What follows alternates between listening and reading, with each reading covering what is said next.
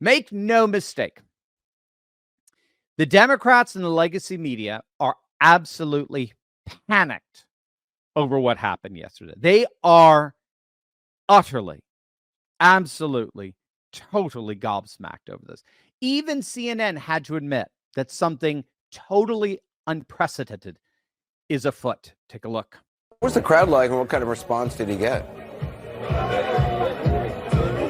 Well, certainly a bigger crowd than I think Democrats would like to see, particularly given this is one of the bluest counties in the entire country. Now, one of the things that was interesting to me is that the Trump campaign said that they were going to micro-target to get people from the community to come to this rally. I wasn't sure what to expect. I've gone to a lot of these rallies across the country, and there are often people who travel hundreds of miles to see Donald Trump, and they're not necessarily part of the community. However, one of the things that I found was that there were a lot of people here that were actually from the Bronx.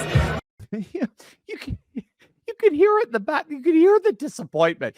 Yes, Anderson, I've been to many Trump rallies in the past, and they always bust people in from all over, and people travel hundreds of miles just to see him. And that's what I was hoping for here. But unfortunately, I found that the most people I talk to are from right here in the Bronx, darn it.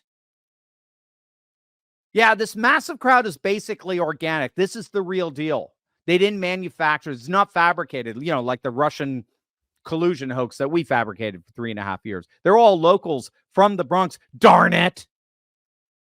That's not the answer Anderson wanted to hear. And it's something that CNN is starting to sound the alarm on, much more than MSNBC or ABC or CBS or any other cable news or network outlet. Here's CNN's chief data analyst, Harry Enton, sounding the alarm on this new rising political coalition. Is here. Sorry. Here is just It's a Friday. It's a Memorial Day weekend. Come on. Exactly. That's right.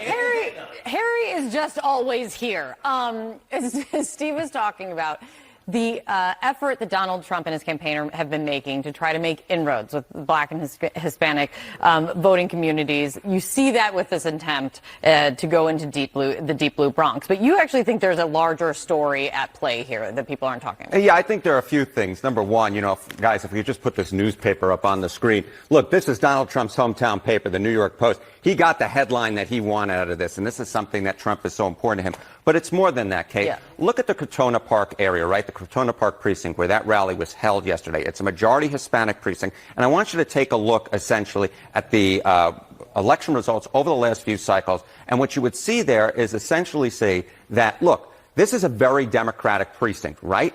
But look at the margin trend line here. You see Obama 94, Obama 96, Clinton 92. Biden won it, but by only 69 points.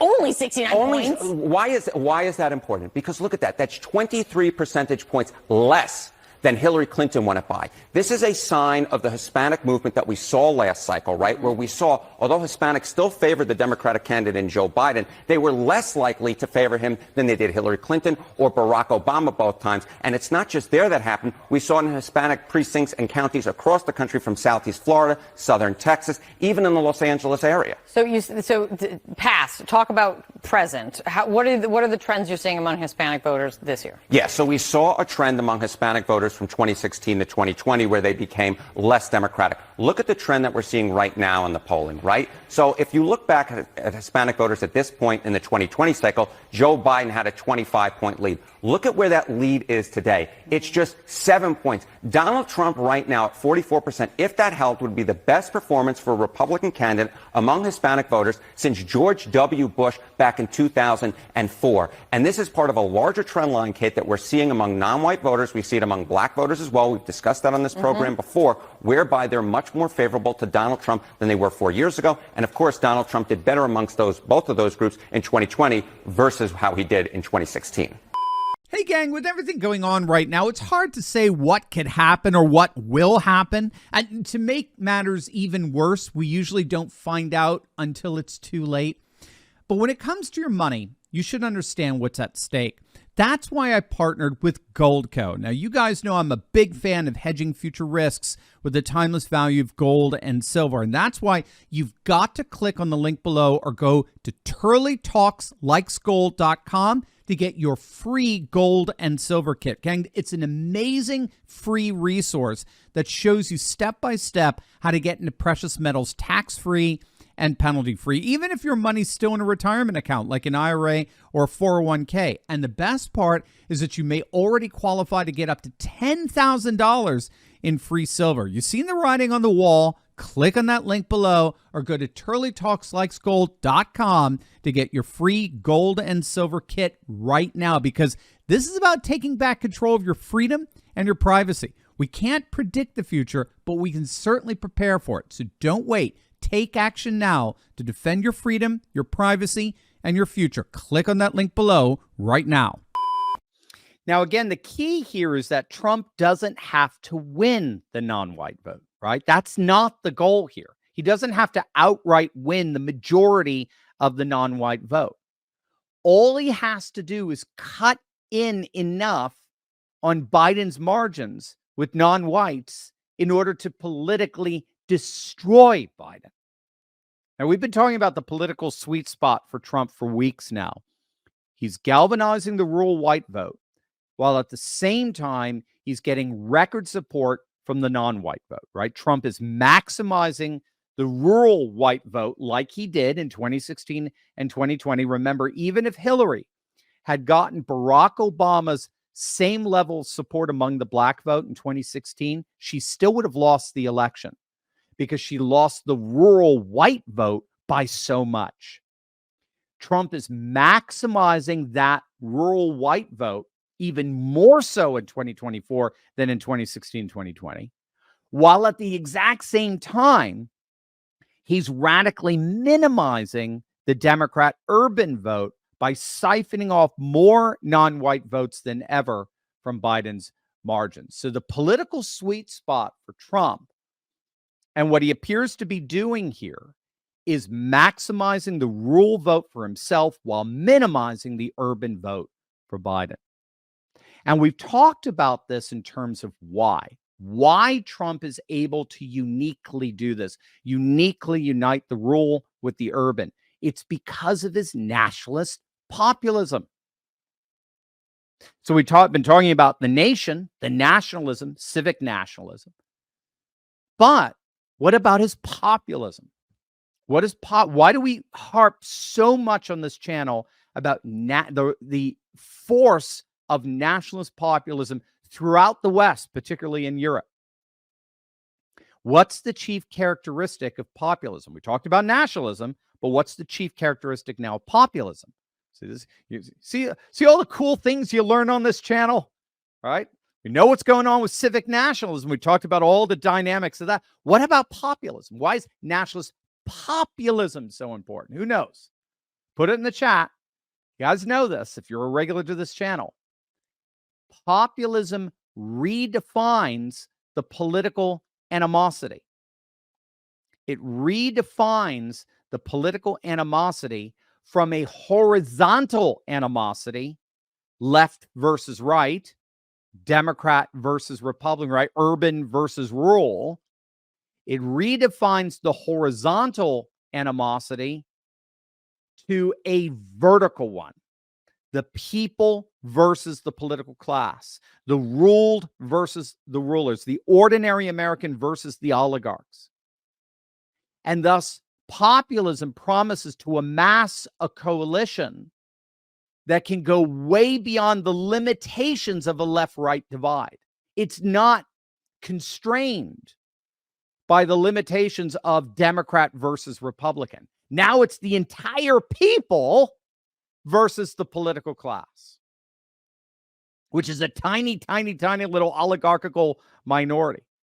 And the people is everybody. And who are they? They are one nation. They are a single national race, united around the civic symbols of tradition and custom and culture.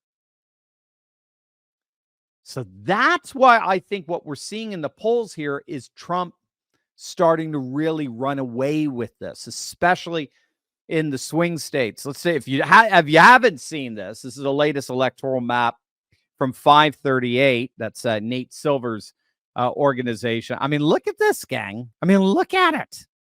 This is insane. Right now, as we speak, if you average out all the polls that have been taken over the last 8 months, in particularly all the swing states, see all that pink? You see all that pink? Nevada, Arizona, Georgia, North Carolina, Pennsylvania, Michigan, Wisconsin. Those are all the swing states. They're all the swing states, including the district in Maine. Those are all the swing states. And Trump is winning every single one of them. And again, this isn't this poll without no poll cherry picking here.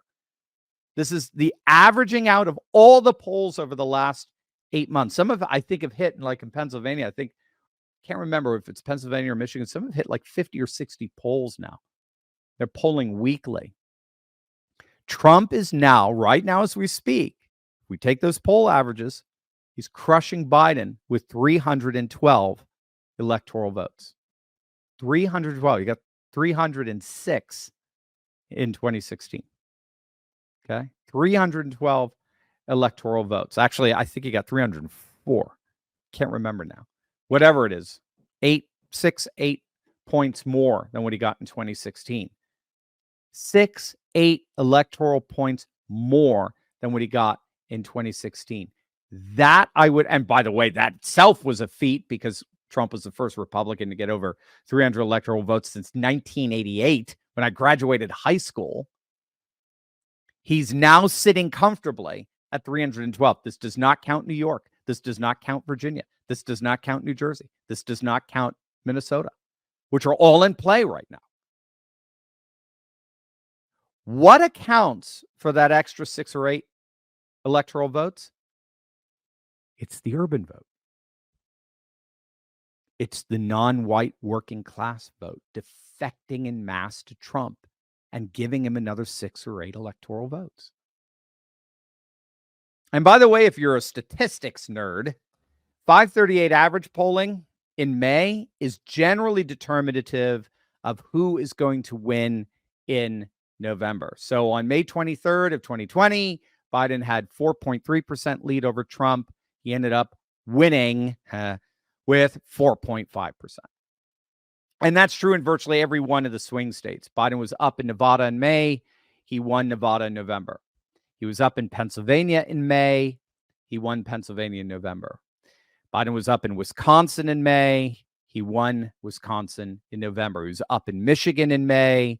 He won Michigan in November. Generally speaking, wherever the polls are in late May, that is generally who ends up winning in November. That's been the pattern we've seen in most election cycles. Not all, to be sure, there are exceptions. 2016 was one of them. Hillary was up in most of these polls, and Trump turned it around. But Trump today, this is not even controversial no matter who you ask, left, right, center, doesn't matter in terms of polling analysis.